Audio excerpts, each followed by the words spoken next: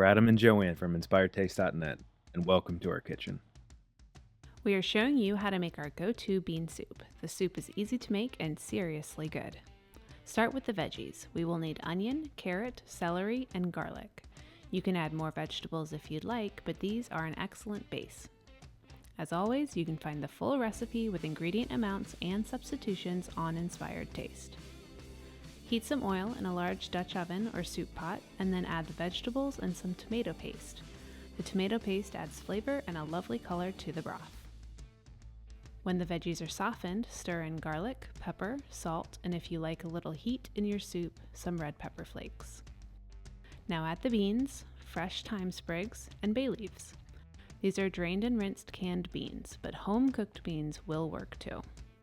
Pour in some broth, this is vegetable broth, and bring the soup to a simmer. When the soup is simmering, partially cover with a lid and leave it to cook for about 20 minutes.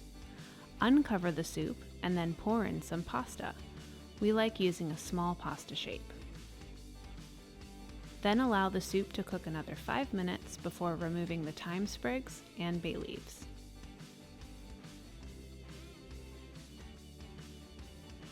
Now stir in some greens, like kale or spinach, and cook until they are tender.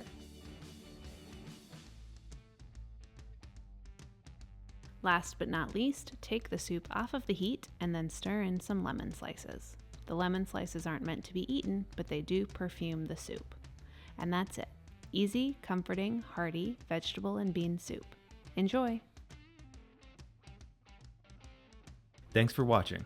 If you love this video, we have lots more. Make sure you subscribe to our YouTube channel and say hi on Facebook, Twitter, or Instagram.